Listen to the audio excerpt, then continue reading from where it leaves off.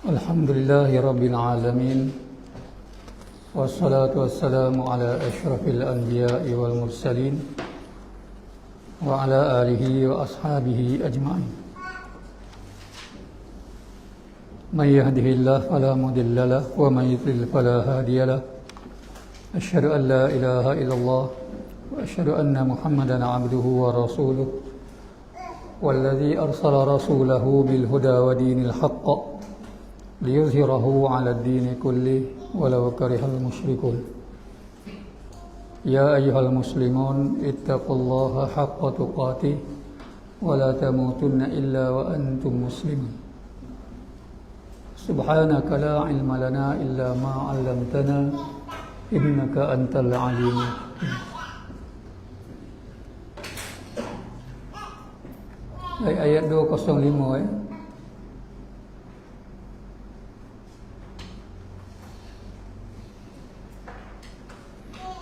Kita muka surat 185. Kita tengok asbabun nuzul ayat ini. Ayat ini turun berkenaan dengan Al-Akhnas bin Syarif Al-Thaqafi, seorang anggota kumpulan Zuhra yang memusuhi Rasulullah SAW, yang datang dengan Rasulullah SAW dengan menampakkan keislamannya. Sedangkan dalam hati ini tidak sedemikian. Dikala kembali daripada Rasulullah, dia melalui kebun dan ternakan kaum muslimin. Lalu dia membakar tanaman dan membunuh ternakan mereka. Maka turunlah ayat ini mengingatkan kaum muslimin akan bahaya tipu daya mulut manis.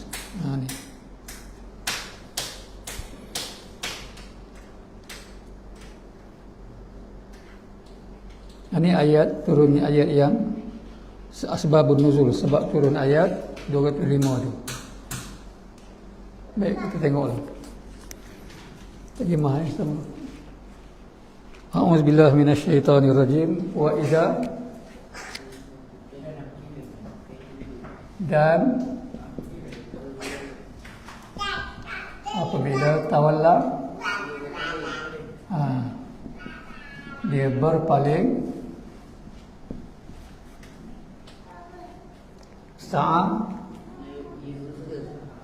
ia berusaha fil ardi, di bumi, la yufsidu, la tu lamul qasam, yang benar-benar dia merosakkan padanya, benar-benar dia membuat kerosakan. Fiha di bumi kan? Di dalamnya, di bumi mana ya? Di dalamnya, wa yuhlika, dan membinasakan, halaka yahliku, membinasakan, al-harsa, tanam-tanaman, wan nas, dan binatang ternak. Wallah, dan Allah yuhibbu, ala, tidak menyukai, al-fasad, orang-orang yang membuat kerosakan. Fasadnya, kerosakan. Baik. Ini kalau dalam surah Al-Baqarah itu kan selalu kita baca kan.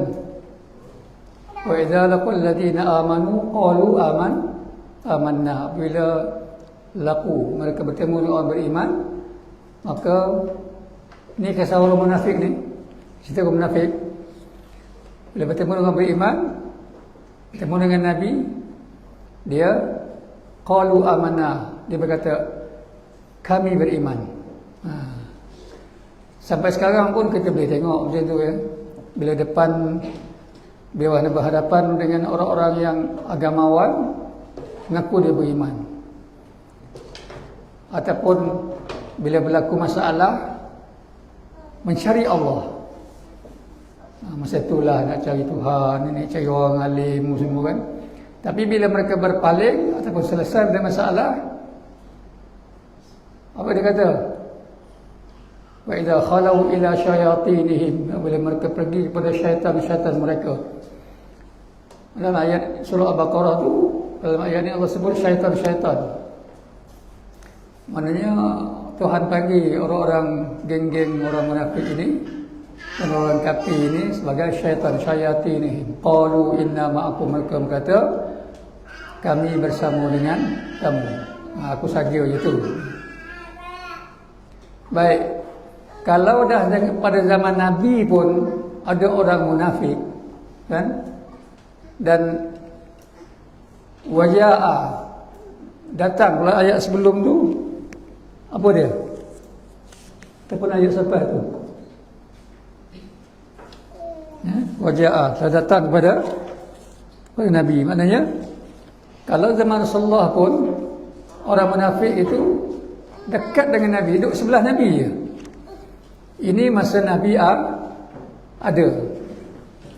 Itu zaman Nabi itu orang munafik ramai, ada dengan Nabi, sama-sama semayang dengan Nabi. Agak-agak zaman sekarang macam mana? Lagi ramai lah ya, lagi dahsyat lah. Dan itu orang munafik ini satu ujian bagi kita. Sebab mereka ini ada orang bertanya macam mana nak menghadapi orang munafik ni. Ya, kalau tengok Quran, hadis, kisah Nabi pun, orang munafik ini mesti dilayan macam orang Islam juga. Itu tak boleh buat apa, tak ada hukum. Macam mana kita layan orang beriman, macam itulah kita layan orang munafik. Kita tak boleh nak buat apa-apa. Cumanya kita disuruh supaya berhati-hati. Jangan memberikan kepimpinan, jangan memberikan jawatan, jangan memberikan kepercayaan. Itu je lah. Tapi dari segi layanan, sama. Kalau mereka meninggal pun, sama juga dengan orang beriman. Orang beriman kita kafarkan, mandikan, semayangkan. Supaya juga orang munafik kita kena mandikan, kafarkan dan semayangkan. Ya. Jadi di sini, bila mereka berpaling, mereka pun bersuhur di bumi. Mana sa'a, kalau kita pergi haji tu sa'i, maknanya bersuhur. Maksudnya apa? Orang munafik ini dia bukan sekadar nak buat, tapi dia berusaha. Usaha untuk apa? Di bumi ini, iaitu la yusidu fiha, untuk buat kerosakan dalamnya. Ini asbabun nuzul ayat yang kita baca tadi ya. Tapi kalau kita tengok berbagai-bagai tafsiran riwayat, wa yuhlika, mereka membinasakan tanam-tanaman, wan nasr, dan juga ternakan. Kalau kita ambil ayat-ayat yang lain, contohnya apa tu? Dalam apa nama tu?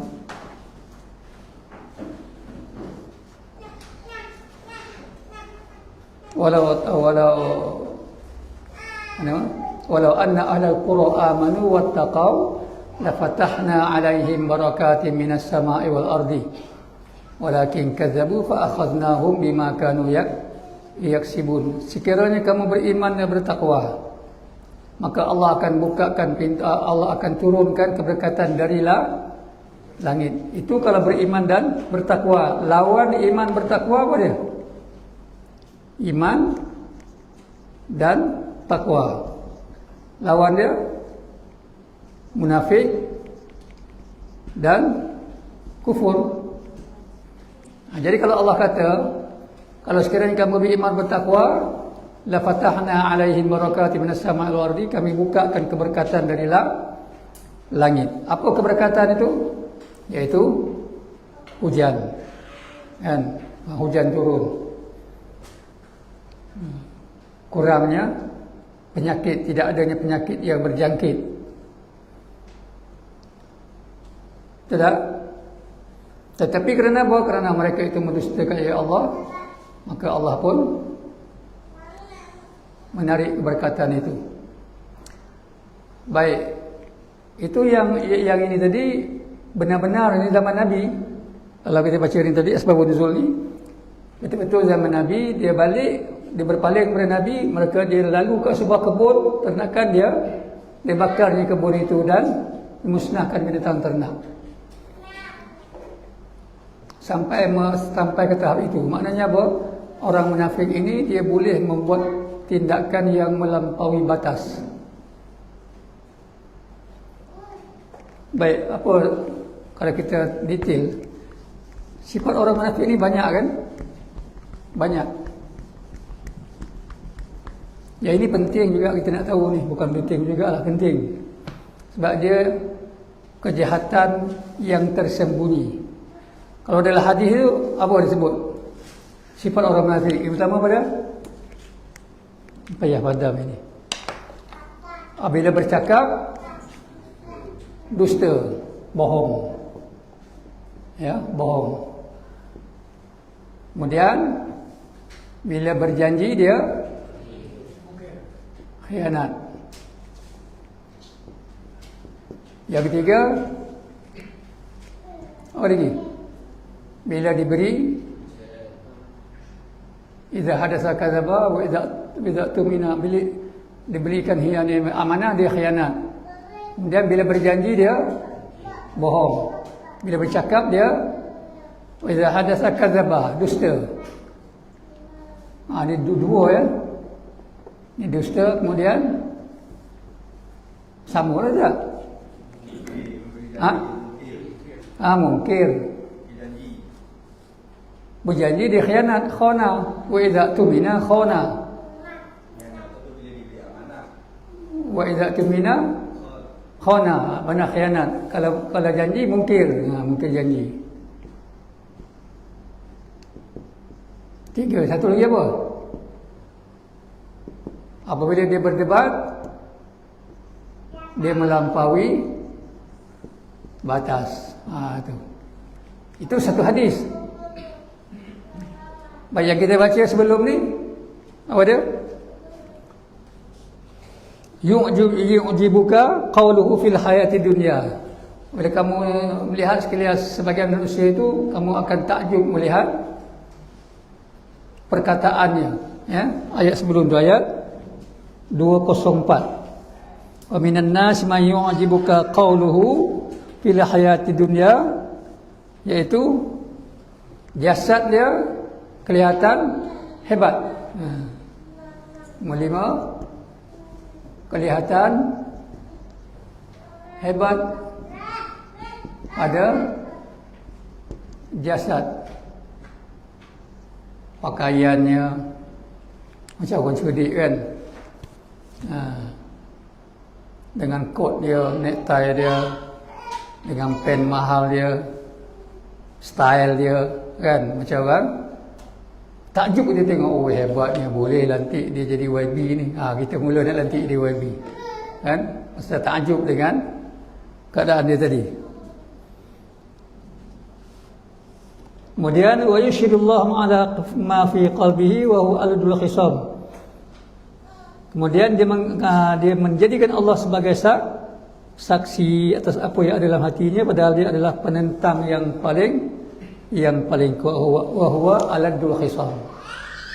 Dan dia adalah penentang yang paling kuat. Itu satu ayat yang kelima. Lagi ada lagi sifat dia.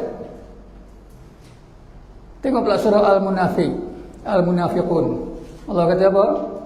Idza ja'aka al-munafiquna qalu nashhadu innaka la rasulullah. Ya. Surah yang berapa tu? 69 tak?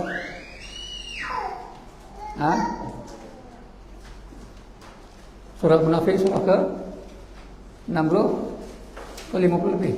50. Ini nak kalau tengok ni. Surah 63. 63. Cuba baca ayat tu. Idza ja'akal munafiquna qalu nashhadu innaka la rasulullah wallahu ya'lamu innaka la rasuluhu wallahu yashhadu innal munafiqina lakadzibun. Kemudian sambung. Mana Quran kamu ni, Mas? Ha? Apa dia buat? Kedua.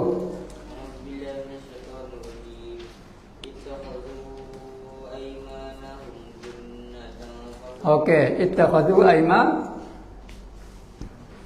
mereka suka bersumpah atas nama Allah. Lagi?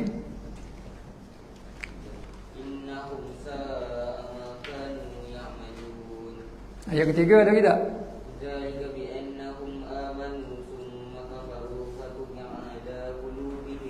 Okey, itu di antara sifatnya, ya. Yang pertama, suka berbohong, dusta.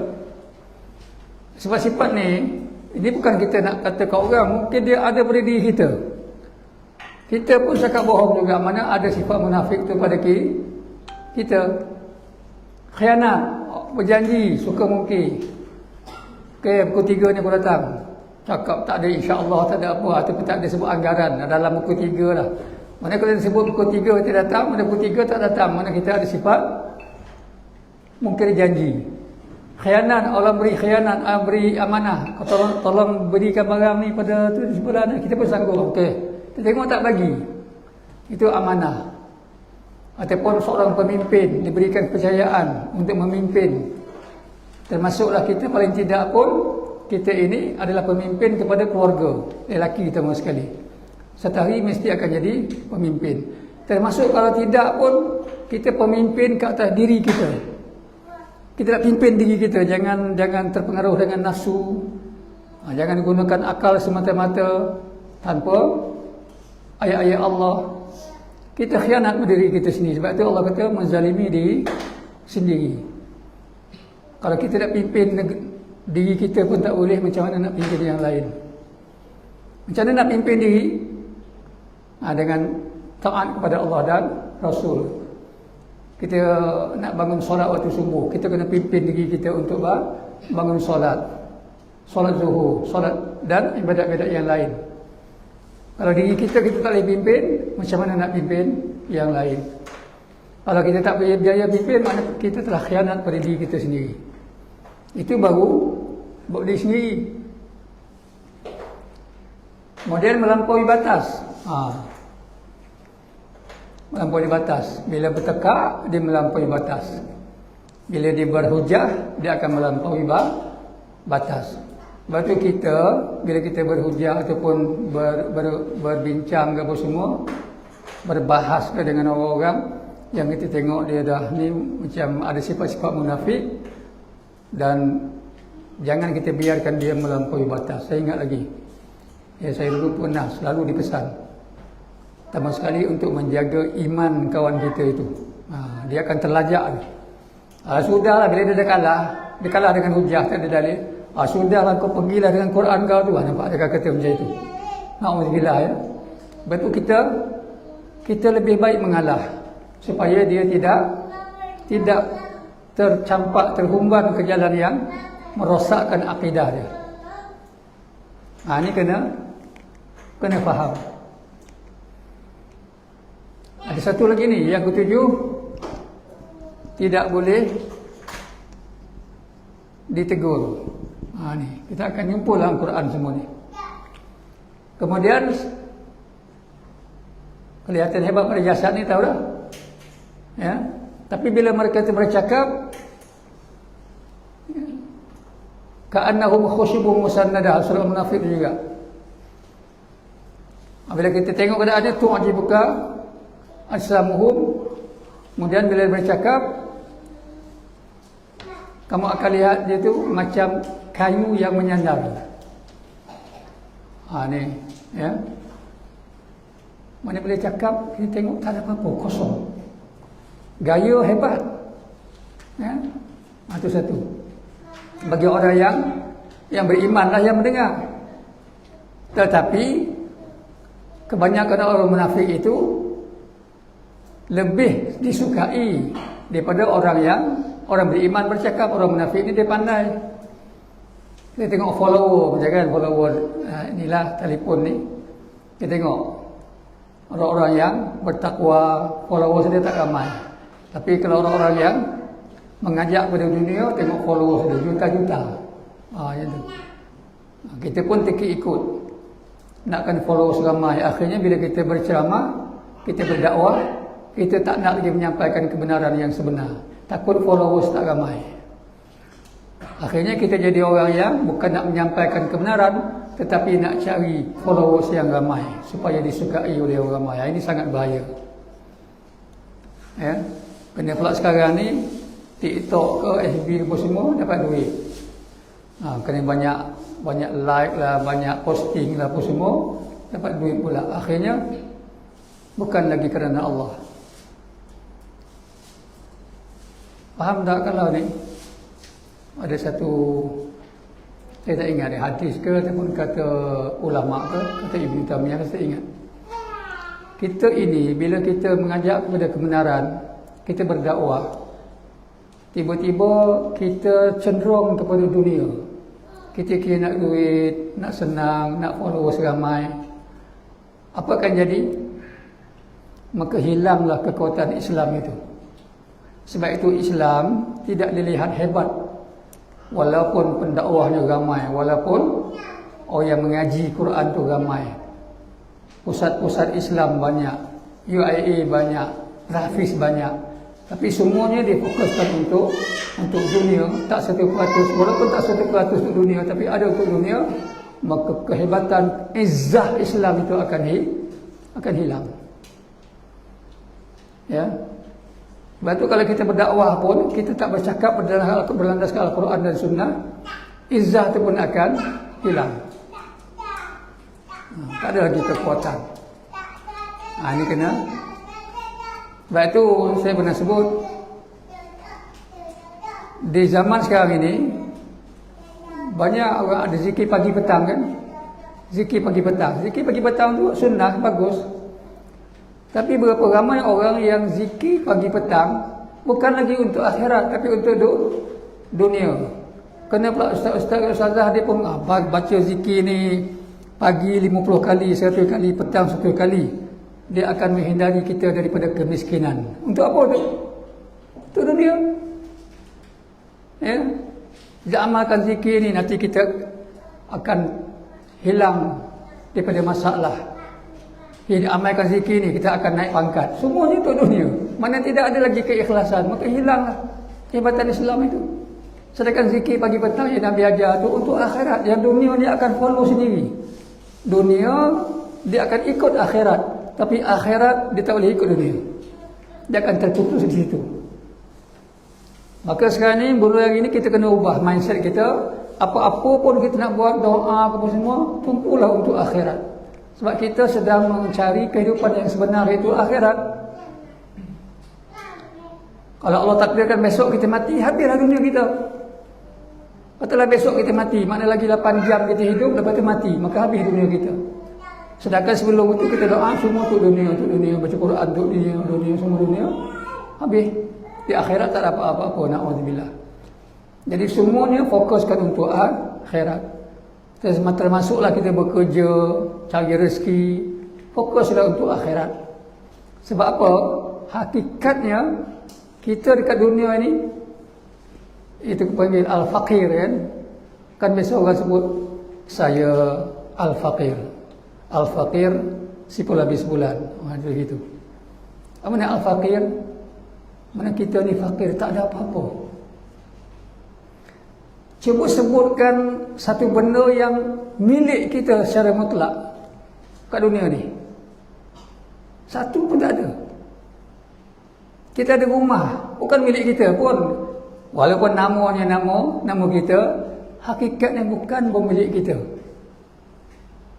Kita ada kereta. Kereta tu milik kita, namanya nama kita, tapi hakikatnya adalah milik Allah. Apa bukti menunjukkan apa yang kita miliki ini milik Allah? Baik rumah, kita kata rumah kita. Kalau datanglah ribut nak musnahkan rumah kita tu, kita boleh tak menghalang? Tak boleh. Tetapi Allah biyadihi, di bawah kekuasaannya. Allah yang menjadikan semuanya. Mana Allah berkuasa, Allah boleh menjadikan benda itu kekal ataupun tak kekal, milik Allah. Tapi kita ada kereta, kemudian datang banjir nak tenggelamkan kereta kita, boleh tak kita elak? Tak boleh. Apa pun nyawa kita nak keluar, kita boleh tahan tak? Maknanya nyawa jasad kita ni bukan kita punya. Jadi hakikatnya tidak ada satu pun dalam dunia ini yang boleh kita kata ini milik aku. Tak ada. Jadi kita harus sedar tu.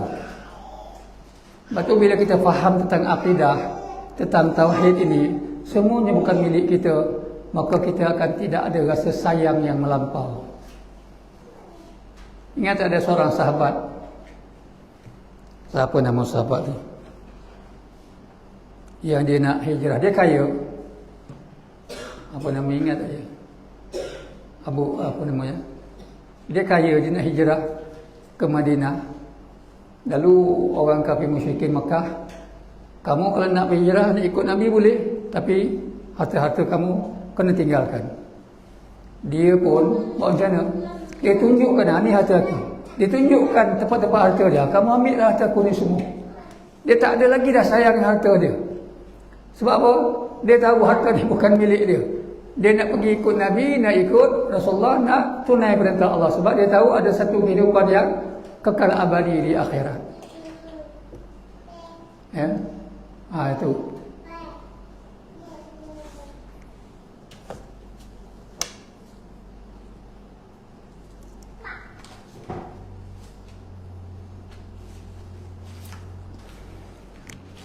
Baik, kemudian akhir sekali tidak boleh ditegur. Maknanya sombonglah, ya, sombong. Baik, macam mana Nabi Islam nak ajar kita supaya jangan sombong? Tadilah saya sebut tadi, semuanya bukan milik kita. Pangkat pun bukan milik kita. Ingat tak Nabi bila dia tawan kota Mekah, macam mana keadaan Nabi? Dia masuk kota Mekah, dia tunduk sujud kepada Allah. Tak ada macam kita sekarang ni, bila seorang tu menang, hidup sebenarnya. Menang, contohnya seorang pemimpin lah, menang pilihan raya, tengok dia menjerit. Dia bukan sujud pun, patut dia sujud kepada Allah. Macam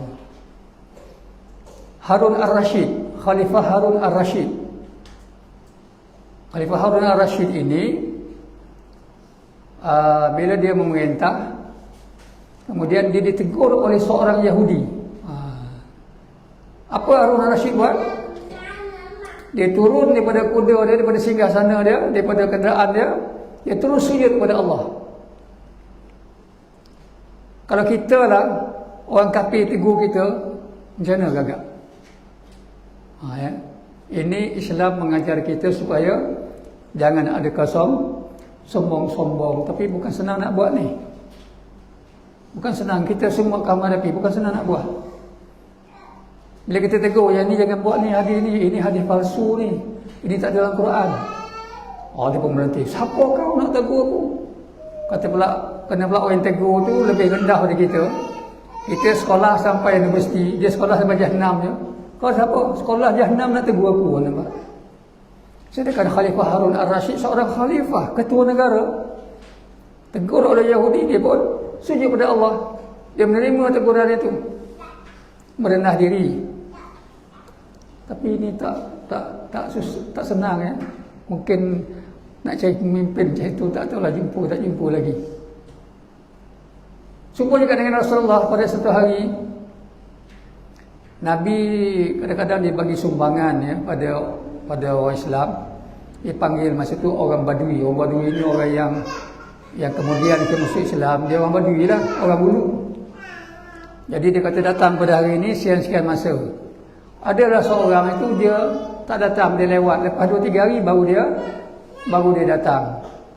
Bila dia datang, Badui ni kasar, dia tak ada macam orang asli lah. Kita gitu juga. Mana dia akhlak kasar kan. Kita pun dah mengalami dah kan. Dia tak tahu nak berbudi bahasa, dia tak tahu.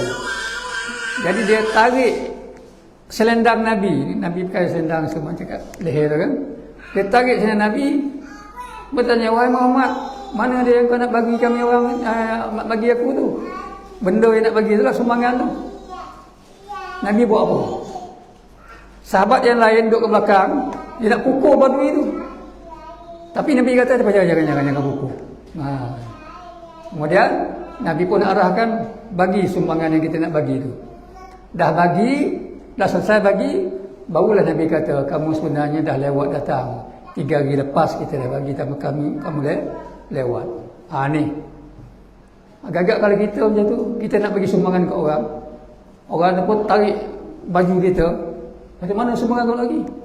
Kau ni apa ni? Mungkin tak jadi bagi sumbangan. Agak-agak kita bagi sumbangan atas 100, kau ni kurang ajar macam ni, ambil RM5 dah lah. Macam tu. Nampak tak kisah-kisah ini? Kalaulah sekiranya Allah menguji kita macam itu, kita teringat apa yang kita dengar pada malam ini, insya-Allah. Mudah-mudahan macam itu. Itulah ilmu. Bila kita teringat, mudah-mudahan kita dapat kawal diri kita supaya jangan jadi orang yang sombong. Sebab orang sombong ni, sebab sombonglah iblis dicampak dari syurga. Dan kerana sombonglah Allah keraskan hati iblis itu sampai kiamat. Sebab itu kita banyak tengok orang sombong, hatinya keras. Sebab itu jangan sombong. Sombong ni macam-macam. Kadang-kadang sombong dengan ilmu. Kadang-kadang kita ni banyak ilmu, hafal Quran banyak, kita pun pandang orang lain tu lekeh. Sedangkan masuk syurga bukan kerana ilmu banyak, kerana pandai bercakap, pandai berceramah, tetapi masuk syurga kerana ketakwaan, merendah diri kepada Allah, kerana ikhlas kepada Allah. Itu dia. Sifat munafik di sana banyak. Kita akan jumpa lagi mungkin yang lain-lain. Baik, sambung. Wa idza qi waw dan idza apabila qila dikatakan lahu baginya, ittaqillah, takwalah kepada Allah. Akhadathul izzah, ikutlah. Akhadat ni maknanya asalnya ambil ya. Akhadah, timbullah. Timbullah. Timbullah. Alah tak. Timbullah ataupun terbitlah ataupun nampaklah. Aduh. Timbullah al-izzah. Izzah ni dia maknanya izzah, kekuatannya. Kekuatan izzah ni ada dua. Satu, izzah bila buat pahala, yakni izzah bila buat dosa, ismun. Kekuatan bila buat dosa, dan kekuatan bila buat pahala. Bila itu dia, kekuatan dengan dosa, ismun itu dosa. Fa hasbuhu, maka hasbuhu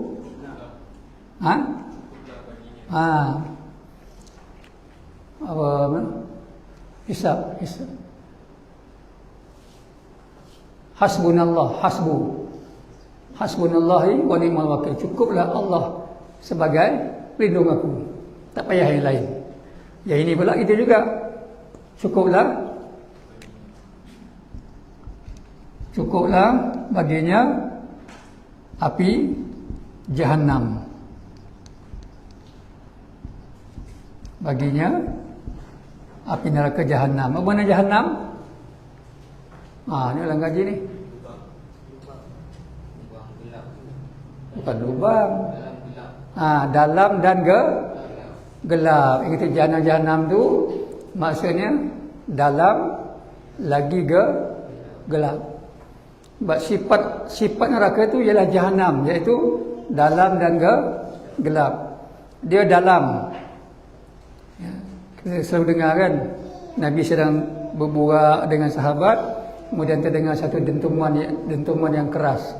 Sahabat bertanya, bunyi apa tu ya Rasulullah? Itu bunyi batu yang dicampakkan 70 tahun dulu. Baru tadi dia sampai ke dasar api neraka. Astagfirullahalazim ya. 70 tahun dicampak, selepas 70 tahun barulah jatuh ke dasar. Itulah lubang yang akan Allah masukkan orang yang kufur, yang munafik, yang ingkar kepadanya ke dalam lubang itu. Kalau nak gerun-gerunlah sekarang sebelum kita mati, ambil pengajaran. Kemudian panas, gelap itu maksud dia, bila dah panas kita tak nampak apa-apa. Na'udzubillah ya. Kita tak nampak apa-apa, macam kita dalam keadaan yang sakit, ketakutan dan sebagainya. Itu dimasukkan gelap, tak boleh nampak apa-apa. Sentiasa diseksa dalam lubang itu. Kalau nak ukur berapa juta kilometer dalam lubang tu, 70 tahun tu. Kalau kita naik kereta 70 km sejam pergi ke Kelantan, 8 jam sampai. Bayangkan kalau 70 tahun, berapa kilometer dalamnya lubang api neraka itu. Inilah ya, cuba renungi betul-betul, jangan sampai kita terlambat. Kita tak tahu mati kita bila. Sebab itu usahalah jangan buat dosa kepada Allah. Kemudian bila buat dosa selalu bertaubat hari-hari. Walaupun kita rasa tak ada buat dosa, rasa je, tapi bertaubat itu, minta ampun itu mesti dibuat sentiasa. Sembahyang sunat buat, innaka afun, bukan bulan puasa aja. Bila bulan puasa aja timbul doa tu, Allahumma innaka afun tuhibbul afwa fa'fu anni. Bulan puasa timbul doa tu, bukan tu bulan puasa aja. Tuhan ada bila-bila, sampai bila Allah wujud. Bulan tak puasa itu sembahyang sunat, doa tu jangan putus. Innaka afun tuhibbul afwa fa'fu anni. Engkau lah seorang, engkau pemberi maaf ya Allah, maka maafkanlah aku. Jangan putus doa tu. Rabbana atina, jangan putus. Ya, macam-macam doa. Wala bi'sal masih mimihad dan la bi'sa. Itulah seburuk-buruk. Mana seburuk ni apa dia? Kalau kita kata seburuk-buruk, sulang lagi sekali ya. Minggu lepas dah cerita kan. Kain ni buruk. Ada lagi tak kain yang lebih buruk daripada ni? Ada. Kan? Buruk daripada ni. Ada tak buruk? Ada lagi. Yang paling buruk, yang selepet, bergelombang tai kain tu. Ada lagi tak yang buruk pada tu? Mungkin ada lagi yang bergelombang tai, muntah, nanah. Kan?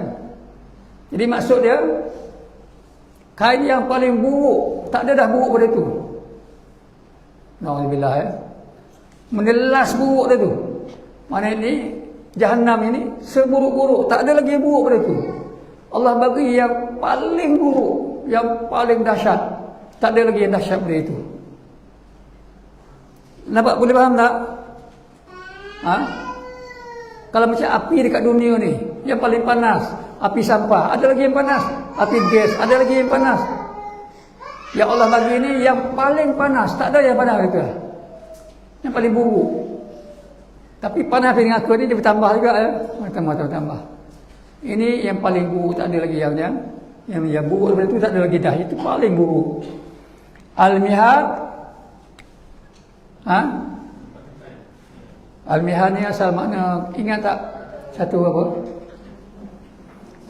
Peribahasa tu, kata-kata hikmah. Talabul ilmi minal mahdi. Talabul ilmi minal mahdi ilal lahdi. Ilal lahdi. Untuk ilmu daripada mahdi. Al-mahdi ni apa dia? Buayan ya, buayan. Daripada buai sampailah ke liang lahat.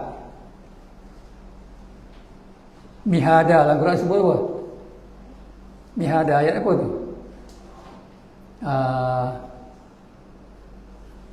Buayan, ya, buayan. Jadi di sini Allah kata seburuk-buruk buayan, tapi taklah nama buayan. Apa maksud dia? Maksud dia Allah nak perli kita. Buayan itu sifat dia apa? Kena kalau kanak-kanak nak mudah tidur masuk dalam buas penuh je kan. Kita dah tua ni pun kalau kita tidur dalam buas sedap tak? Buah kan. Macam itulah api neraka buat ahlinya.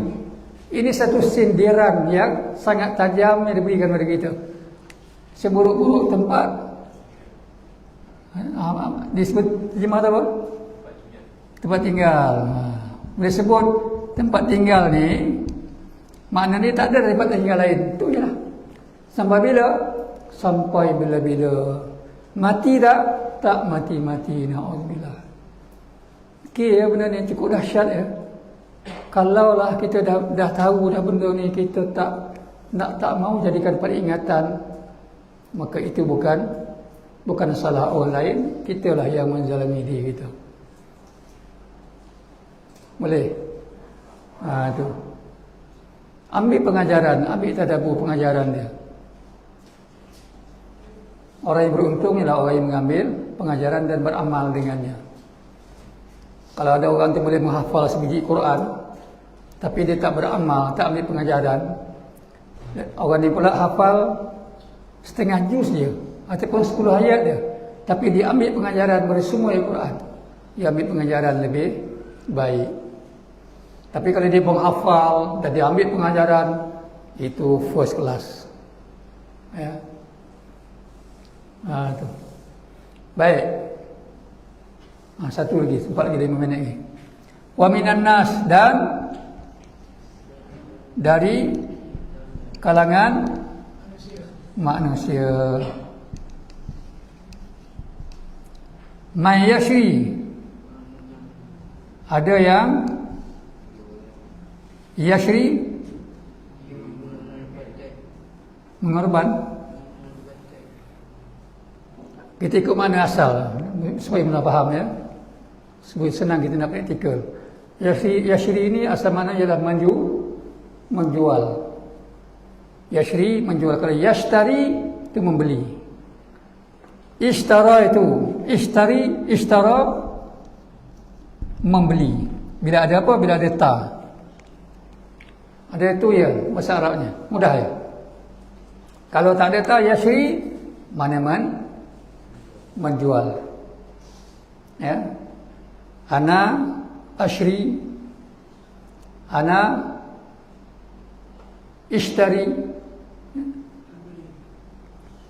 Nafsahu, ada dari kalangan manusia yang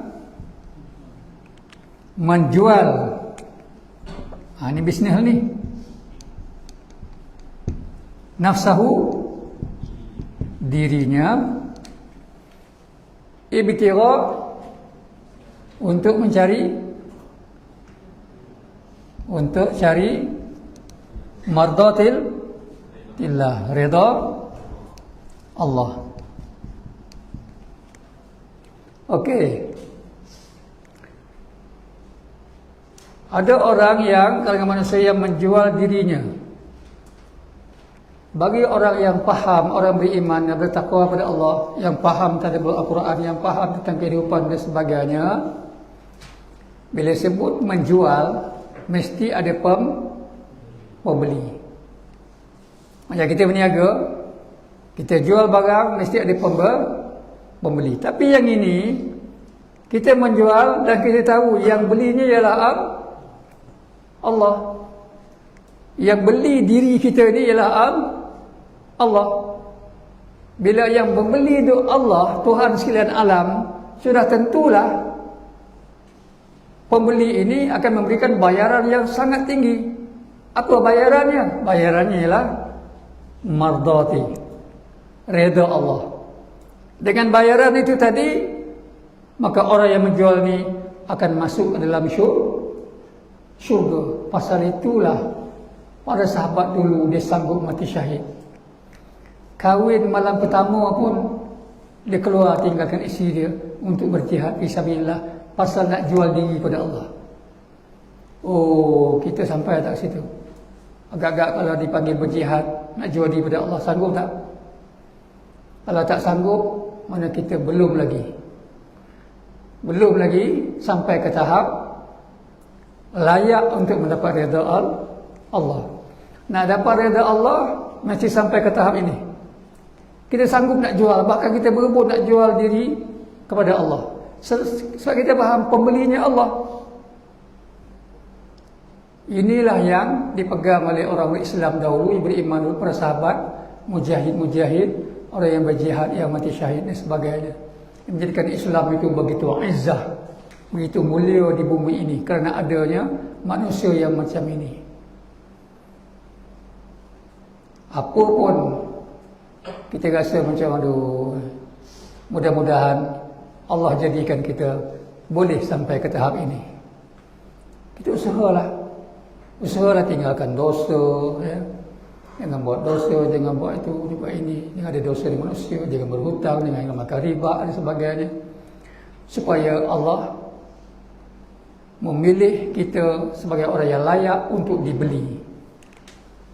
Boleh faham tak? Pembelinya Allah. Dan ia dibayar dengan mardatillah. Dan Allah Rauf. Maha apa? Rahmat. Allah Maha Pemberi. Kita ingat apa makna usaha? Penyantun. Ditulis itu apa? Penyantun. Allah Maha Penyantun. Apa kalau bahasa Melayu? Kalau bahasa Melayu penyantun ni apa makna dia?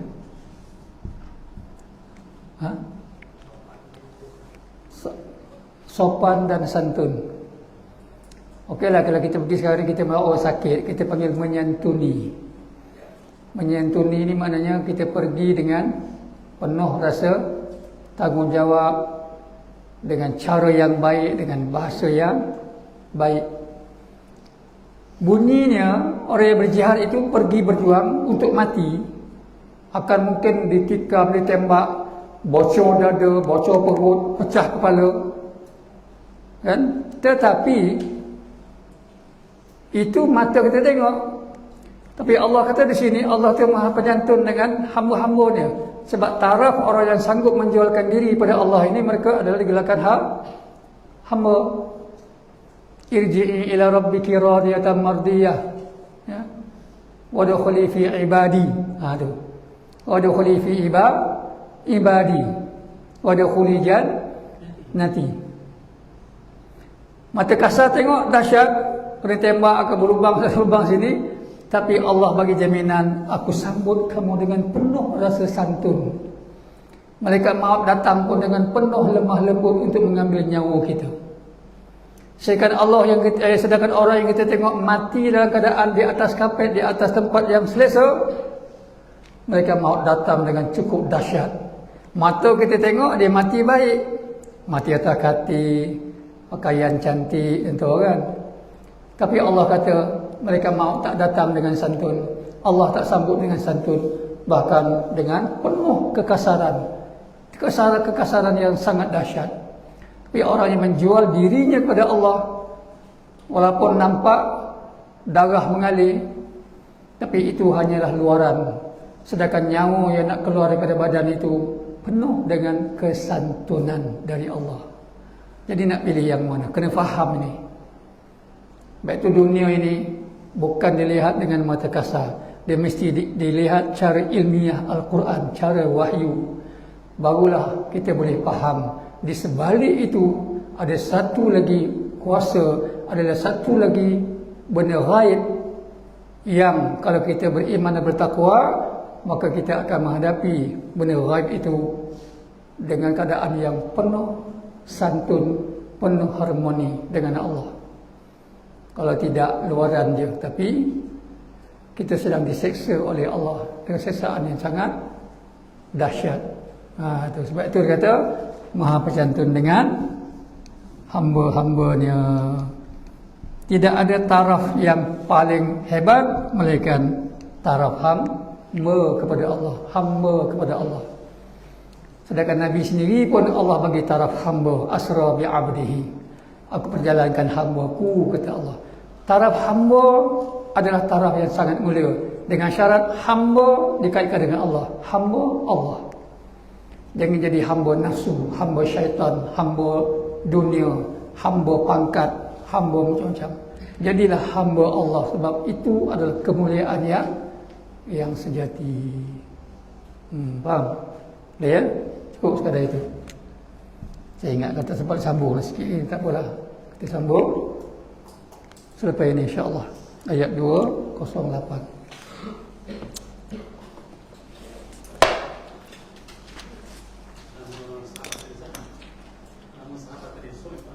Ya. Saya ingat Umi ni. Syuaib Ar-Rumi kan? Ar-Rumi. Syuaib Ar-Rumi yang kaya raya. Dia ni bukan orang Arab. Nama pun Ar-Rumi, mana orang Rom.